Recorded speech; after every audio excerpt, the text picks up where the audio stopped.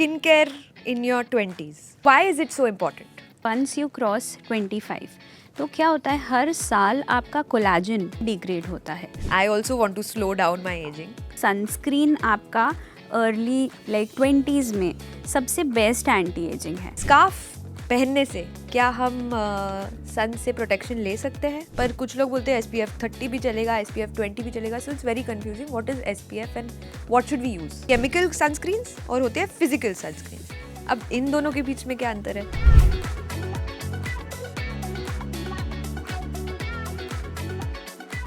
जो skin care decisions आप अपने 20s में लेते हो वही डिसाइड करती है कि आने वाले सालों में आपकी स्किन कैसे होगी. करेक्ट? हाय एवरीबॉडी, आज हमारे साथ है doctor Vasundhara, a senior dermatologist with CureSkin, and today we are going to talk about skin care in your 20s. वैसे I don't relate to this because I am 19. Just joking. I'm sure you know. I'm 21. I am. I swear. Okay, fine. I'm 27. Okay. So, Dr. Vasundhara, skincare in your 20s. There is a huge, there's a hype about starting skincare right from your 20s. And why is it so important? So 20s में आपकी skin काफ़ी अच्छी healthy state में होती है. आपका जो cellular turnover rate है, जिसे हम बोलते हैं साइंटिफिक टर्म, वो अच्छा होता है. तो स्किन ज़्यादा ग्लोई, हेल्दी, बैलेंस्ड दिखती है. बट अगर आप अभी से अपनी स्किन को केयर करना नहीं शुरू करेंगे, सो अर्ली 20s में ये सारी चीज़ें आपको ब्लेसिंग रहती है. लेकिन वंस यू क्रॉस 25 तो क्या होता है, हर साल आपका कोलाजन हर साल डिग्रेड होता है 1 to 2%. मैं आपको एक्सप्लेन करूँगी कोलाजन होता क्या है. बेसिकली हमारे बॉडी में, हमारी स्किन की लेयर में एक सेल्स होते हैं जिन्हें बोलते हैं फाइब्रोब्लास्ट. वो प्रोड्यूस करते हैं कोलाजन और इलास्टिन. सो ये दोनों जो चीज़ें हैं वो इम्पॉर्टेंट रहती हैं आपके स्किन स्ट्रक्चर मेंटेन करने के लिए. जैसे मैंने आपको पहले भी बताया, लेट 20s से 1% ये डिग्रेड होने लगता है. तो वैसे ही आप स्किन क्वालिटी देखेंगे, हर डेकेड में चेंज होती जाती है. तो हमें प्रिवेंट करना है उसके डैमेज को. सो ये सबसे इम्पॉर्टेंट एज है जहाँ से आप स्किन केयर रूटीन, एक simple skin care routine start कर सकते हैं. But I just want to understand कि मेरी जो ग्रैंड मदर है उन्होंने बचपन से ही जो उनके लिए एक्सेसिबल था वो था लाइक योर सिंपल मॉइस्चराइजर्स और लाइक देयर वाज नो, इतना कॉम्प्लिकेशन नहीं होता था तभी. डेफिनेटली. तो बट आई फील लाइक उनका स्किन भी at this point it doesn't feel like, ऐसा लगता है कि उनका भी कोई रूटीन हुआ होगा बट एक्चुअली कुछ नहीं था. So why is it different now and why do we need a skin care routine now and why did it not exist before? So there was skincare routine before as well. The thing is nowadays it's very complicated, like you rightly mentioned.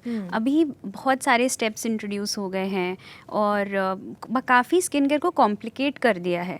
पहले के लोगों को आप देखेंगे वो लोग बस 2-3 चीज़ें ही यूज़ करते थे और वो कंसिस्टेंटली, लेकिन they use to swear by it. वो हमेशा अच्छे से उसे फॉलो करते थे. That is the need of the hour. अभी भी हमें चाहे 20s हो चाहे 30s हो, स्किन केयर को कॉम्प्लिकेट नहीं करना है. जस्ट अगर आप एक कंसिस्टेंट रूटीन रेगुलरली फॉलो करेंगे तो डेफिनेटली आपको अच्छे रिजल्ट्स दिखेंगे. Correct. So it's consistency that we don't have. This generation is very impatient and wants quick results. Definitely. The way we people jump from one product to another, everybody wants quick results. Correct. So that is not possible.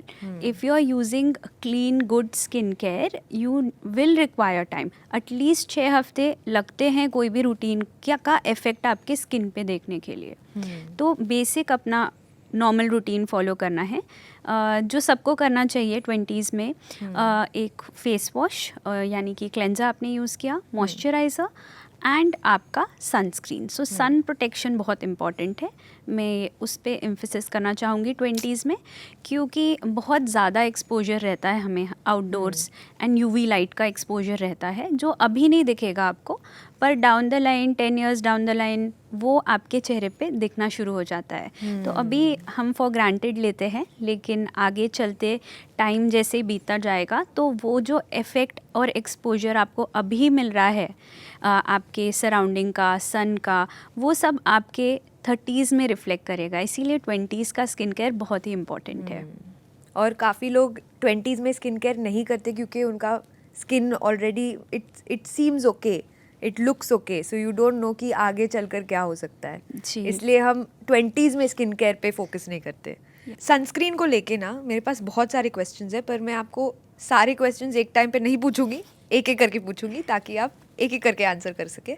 Firstly SPF क्या है? मुझे बोला गया है कि 50 से कम तो use ही नहीं करना चाहिए SPF, पर कुछ लोग बोलते हैं SPF 30 भी चलेगा, SPF 20 भी चलेगा, so it's very confusing. What is SPF and what should we use? So sunscreen और SPF के बारे में बताने से पहले मैं आपको बताना चाहूँगी कि सनस्क्रीन लगाते क्यों हैं और SPF का मतलब क्या है। सो सनस्क्रीन आपका प्रोटेक्शन के लिए है from UV light. UV light बहुत टाइप्स की होती हैं, इनमें से 2 हैं हमारे स्किन के लिए इम्पॉर्टेंट। जो है UVB, तो UVB कॉजेज़ टैनिंग, सो जो आपका टैनिंग हो जाता है, पिगमेंटेशन हो जाता है, उसके लिए UVB इम्पॉर्टेंट है। उसको डिटरमाइन करता है sun protection factor which is your SPF। So हमारी इंडियन स्किन टोन जो है उसमें ऑलरेडी मेलानिन है बहुत। सो मेलानिन एक सेल है जो पिगमेंट प्रोड्यूस करता है, इसलिए हमारी आपकी मेरी स्किन टाइप और कलर अलग है, sorry not type, colour. So colour को डिटरमाइन करता है वो। सो जो SPF है वो आपका UVB प्रोटेक्शन देगा। तो हमारे इंडियन स्किन टोन के लिए 30 SPF ऑप्टिमल है। 30 SPF से अबव हमारे लिए अच्छा है। सो इन जनरल जैसे अगर आप बहुत आउटडोर एक्टिविटीज़ नहीं कर रहे हैं, इंडोर है आपका वर्क, तो आपको sunscreen 30 SPF is fine for you. But अगर आप हॉलीडे पे जा रहे हो, आप हिल स्टेशन जा रहे हो, बीच पे जा रहे हो जहाँ UV इंडेक्स बहुत हाई हो जाता है, तो वहाँ पे आप 50 SPF तक यूज़ कर सकते हैं। दूसरा ये है कि SPF तो हो गया, उसके बाद बोलते हैं कि PA plus plus plus plus plus plus plus plus ही यूज़ करना, उसके नीचे एक भी प्लस होगा तो प्रॉब्लम हो जाएगी। अब ये PA क्या है और प्लस प्लस क्या है? सो PA इज़ बेसिकली आपका प्रोटेक्शन अगेंस्ट UVA। जो UVA है वो एजिंग कॉज करती है। सो A for ageing, A for UVA, okay. So that way you can remember. So PA plus plus जो होता है वो आपका UVA से कितना प्रोटेक्शन दे रहा है वो आपको बताता है। सो 3+ तक is also fine. Yes yes, okay, that was something I really wanted to know. फिर होते हैं केमिकल सनस्क्रीन्स और होते हैं फिजिकल सनस्क्रीन्स। अब इन दोनों के बीच में क्या अंतर है? सो इनका वे ऑफ वर्किंग जो है सन प्रोटेक्शन करने का, उसका डिफरेंस होता है। सो केमिकल सनस्क्रीन जो होती हैं वो आपकी UV लाइट को अब्जॉर्ब कर लेती हैं स्किन से, और जो फिज़िकल होती है वो उसको डिफ्लेक्ट कर देती है, जो रेज आ रही है उसको डिफ्लेक्ट कर देती है। सो फिज़िकल सनस्क्रीन जनरली हम लोग रेकमेंड करते हैं जिनको ऑयली स्किन ज़्यादा है, क्योंकि थोड़ी मैटिफाइंग भी होती हैं। ओके, उसमें पार्टिकल्स होते हैं, फिज़िकल पार्टिकल्स जो आपके सनलाइट को डिफ्लेक्ट कर देंगे।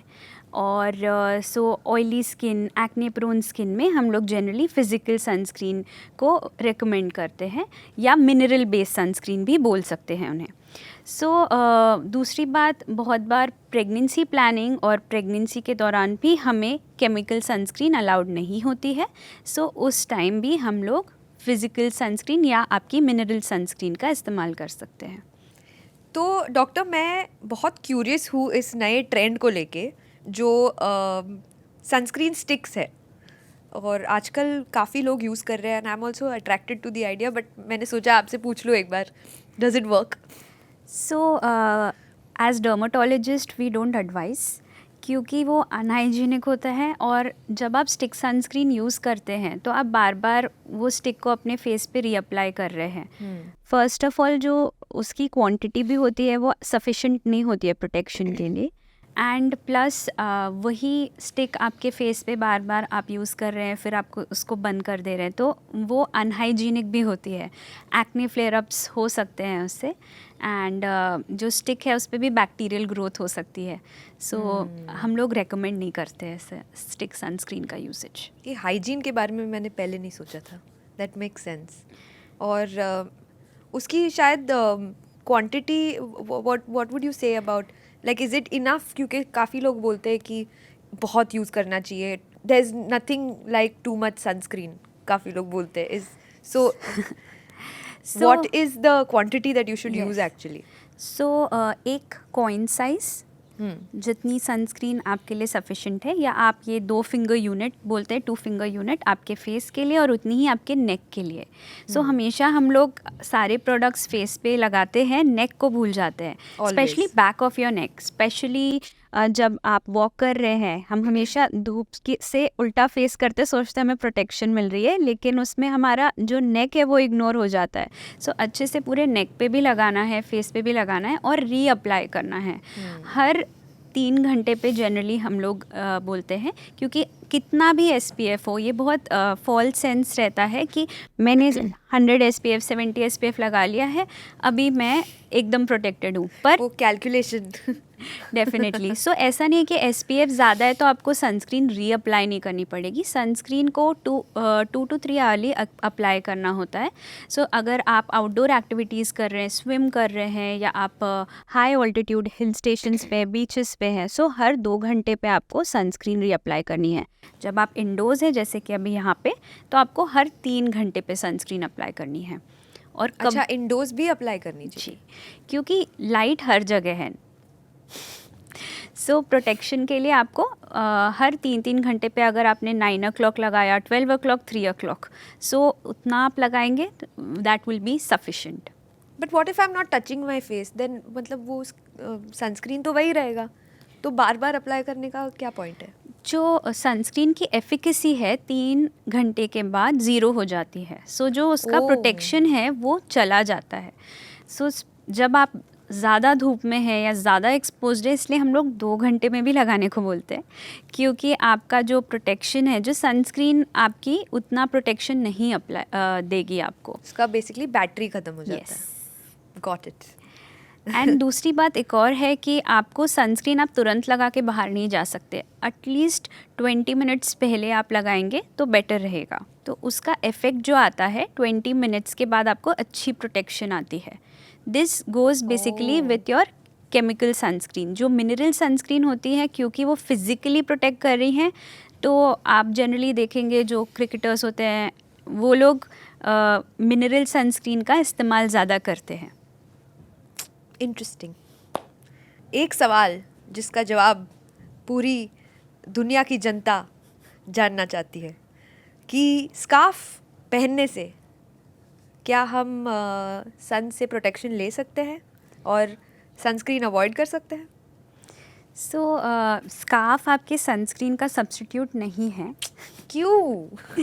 क्योंकि वो आपको फिज़िकल एक एडेड एडवांटेज दे सकते हैं प्रोटेक्शन के लिए, बट वो यूवी लाइट को डिफ्लेक्ट नहीं करते हैं। अगर आप स्कार्फ सनस्क्रीन लगा के स्कार्फ लगाना चाहते हैं तो अच्छा है, डबल प्रोटेक्शन वो आपके लिए बेस्ट रहेगा, आइडियल रहेगा। लेकिन आपको ध्यान देना है कि हम ट्रॉपिकल कंट्री में आपका स्कार्फ कॉटन का हो। जो डार्कर कलर होते हैं क्लोथ्स, वो ज़्यादा यूवी लाइट को अब्जॉर्ब करते हैं, सो वो ज़्यादा बेटर रहते हैं आपके लिए। लेकिन आपको ध्यान देना है कि ऑफ कोर्स कवर्ड क्लोथिंग हम लोग सजेस्ट करते हैं, बट उसके साथ साथ सनस्क्रीन भी लगानी है आपको। सो बस स्कार्फ से आपको सन प्रोटेक्शन मिलेगा ऐसा नहीं होता है।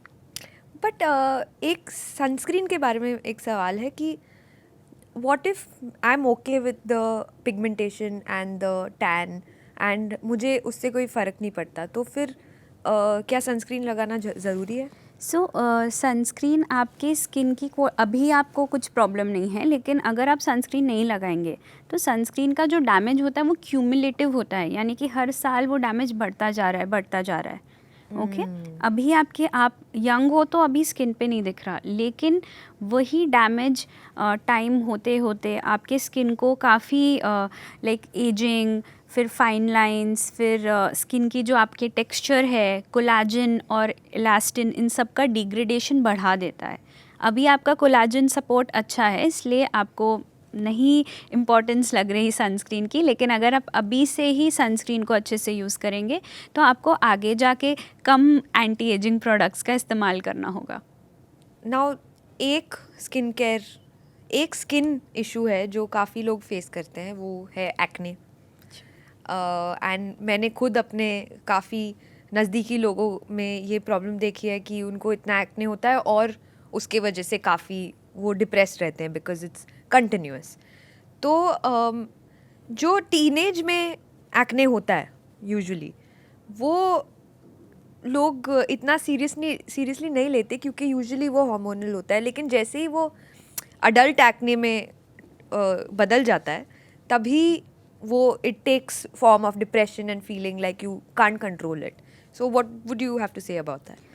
सो अडल्ट एक्ने एक एंटिटी है जो कि अराउंड 25 ईयर्स के बाद जब एक्ने होता है तो ऑलरेडी आपका जो सेलुलर डिफ्रेंसिएशन होता है वो स्लो हो जाता है, तो कुछ भी स्किन में हो रहा है उसको रिपेयर होने में ज़्यादा टाइम लगता है as compared to younger age. Plus ये जो एक्ने होता है मोस्टली हम लोग जॉ लाइन के अराउंड देखते हैं और ये हार्मोनल रीज़न से होता है। Okay, so most of the time hormonal causes से होता है ये। And as you rightly mentioned कि एक्ने का साइकोलॉजिकल इम्पैक्ट काफ़ी है। बहुत लोगों को डिप्रेशन और ये सारी इश्यूज होते हैं। सो जनरली हम लोग जो 30s और 20s में जो एक्ने देखते हैं उसमें अच्छे से डर्माटोलॉजिस्ट को कंसल्ट करना ज़रूरी होता है, क्योंकि ये स्टबर्न बहुत ढीठ एक्ने होता है, ऐसे जल्दी जाने वाला नहीं होता है जो टीनेज में आया और एक आया चला गया। ये काफ़ी लॉन्ग स्टैंडिंग रहते हैं और उनको प्रॉपर रेजिमेंट की ज़रूरत होती है। तो डॉक्टर, अब मैं आपको वो वाला सवाल पूछने वाली हूँ जो आपको काफ़ी लोगों ने पूछा होगा, which is everybody is trying to run away from this problem, which is aging. And even I am in the same boat. I also want to slow down my aging. And for that मैंने काफ़ी चीज़ें try की हैं, पर फिर मुझे पता चला कि मैं बहुत लेट हूँ और ये मुझे 25 में ही शुरू कर देना चाहिए था. So what do you think? Is it true that I should have started it in my early 20s and now it's too late and अभी कुछ नहीं हो सकता?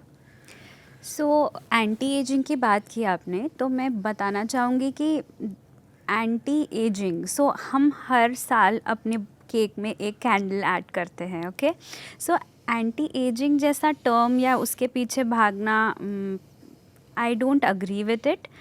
आपको ग्रेसफुली एज करना है, आपकी स्किन को अच्छे से हेल्दी एज करना है। Okay, so at CureSkin we believe in healthy ageing. So आपका, जैसे आपने बोला कि आप लेट तो नहीं हो गए हो, सो हर किसी की एजिंग पैटर्न उनकी जेनेटिक से डिटरमाइन होती है and of course lifestyle and other factors as well. So ज़रूरी नहीं है कि किसी ने 25 और आजकल लोग अर्ली 20s में एंटी एजिंग शुरू कर ले रहे हैं, ऐसा किसी ट्रेंड पे नहीं चलना है। आपकी स्किन को अच्छे से एनालाइज करके तभी आप एंटी एजिंग प्रोडक्ट्स का इस्तेमाल करना शुरू करेंगे। सो ऐसा नहीं है कि अगर आपके फ्रेंड ने स्टार्ट कर दिया है तो आपको भी वही करना है। ऐसे ही एक क्यूरस्किन की हमारे पेशेंट की छोटी सी स्टोरी मैं आपको बताती हूँ कि एक लड़का था जिसने कहीं से ऑनलाइन पढ़ा कि उनको शुरू करना है एक एंटी एजिंग। सो रेटिनॉइड्स के बारे में आपने सुना होगा। सो उनने ऑनलाइन सर्च करके, अपने वो स्पोर्ट्स में थे तो वो रेटिनॉइड्स अपने नेक पे लगा रहे थे और धूप में जा रहे थे। सो ऐसा बहुत सी मिस इन्फॉर्मेशन है, सो आपको उस पे नहीं जाना है। एंटी एजिंग जनरली जो प्रॉपर एंटी एजिंग होता है वो एक्सपर्ट एडवाइस के बिना या डर्माटोलॉजिस्ट के एडवाइस के बिना आपको नहीं शुरू करना चाहिए, क्योंकि वो आपके स्किन में अर्ली साइंस ऑफ एजिंग को देखेंगे, फिर उसके हिसाब से आपको प्रोडक्ट्स बताएंगे। सो बेसिक मैं फिर से एम्फेसिस करना चाहूँगी कि सनस्क्रीन आपका अर्ली लाइक 20s में सबसे बेस्ट एंटी एजिंग है। पहले आप सनस्क्रीन में, हम लोग बार बार एम्फेसाइज करते हैं कि आपको सनस्क्रीन हर 3-3 घंटे पे, घर के अंदर है, बाहर बारिश हो रही है, कहीं भी आपको सनस्क्रीन किसी भी वेदर में हमेशा लगानी है। वो आपका सबसे बेस्ट एंटी एजिंग है। उसके बाद हम लोग देख सकते हैं कि अगर आपको जैसे बेसिक साइंस ऑफ एजिंग होते हैं, फाइन लाइंस हो गए, पिगमेंटेशन हो गया, या आपके स्किन टेक्सचर में चेंजेस आ रहे हैं, वो सब एनालाइज करके तब आपको वो स्ट्रॉन्ग एंटी एजिंग एडवाइस करने चाहिए. तो we spoken about the things that you should do to make sure कि आपका स्किन हेल्दी और ब्यूटीफुल रहे, लेकिन now let's come to the things that कभी भी नहीं करने चाहिए, like 3 main things that can really affect your skin health and overall health. So सबसे पहले स्किन रूटीन होना चाहिए. जस्ट बिकॉज कि अभी आप 20s में हैं और आपकी स्किन अच्छी है, ग्लो कर रही है, ब्यूटीफुल है, हेल्दी है, तो इसका मतलब ये नहीं है कि आप स्किन केयर रूटीन नहीं रखेंगे. एक छोटा सिंपल सिंप्लीफाइड रूटीन जो आप कंसिस्टेंटली फॉलो करें, वो आपको आगे काफ़ी बेनिफिट करेगा. ईजी टू फॉलो रहेगा तो आप उसको अच्छे से रूटीनली लंबे समय तक आप कैरी फॉरवर्ड भी करेंगे. जो ये आजकल 11 स्टेप 17 स्टेप रूटीन रहते हैं, वो प्रैक्टिकल नहीं होते हैं, बिकॉज हम लोग बस स्किन केयर रूटीन नहीं कर रहे, हम या तो पढ़ाई कर रहे हैं या हम जॉब कर रहे हैं, एंड 20s में सबसे ज़्यादा हसल होती है. So we are trying to prove ourselves. So उस टाइम में आप 17-14 स्टेप्स रूटीन आपको ज़रूरत नहीं है. Just basic moisturise face wash आपका moisturise and then sunscreen application is important. So सबसे पहला हो गया स्किन केयर रूटीन होना एक अच्छा, और दूसरा हो गया आपकी लाइफस्टाइल. सो लॉन्ग नाइटर्स पुल करना और अपने हेल्थ को, exercise is also very important आपके स्किन के लिए. उससे आपका ओवरऑल जनरल वेलबींग भी रहती है. It releases feel good hormones in your body which in turn help your skin as well. And third important is your diet. So जो fast food and junk food culture है, processed food culture है, वो सारे food में glycaemic index बहुत high होता है, जिससे कि आपके स्किन में एजिंग भी ज़्यादा होती है, फिर आपके स्किन में एक्ने आने के चांसेस ज़्यादा होते हैं. And smoking. So smoking is really bad for your skin, for your hair both. So smoking से एजिंग भी आपका प्रोसेस जल्दी हो जाता है, कोलाजन डिग्रेडेशन होता है. And alcohol which dehydrates your skin. So ये सब चीज़ों, छोटी छोटी चीज़ों का ध्यान रखेंगे, so you will be good in your 20s and you don't have to take so much stress about an elaborate skin care routine. Now I feel better about being in my 20s, and thank you for telling me, doctor, कि I'm not late and I can still, if I want to, start an anti-aging routine. But first the basics, correct? Definitely. So अभी हमारे पास और भी बहुत सारी चीज़ें हैं जिसके बारे में हम बात करना चाहेंगे, but this is just part 1 of skincare in your 20s. We're going to come back with more on skincare in your 30s, which is another conversation to have. So we'll see you there.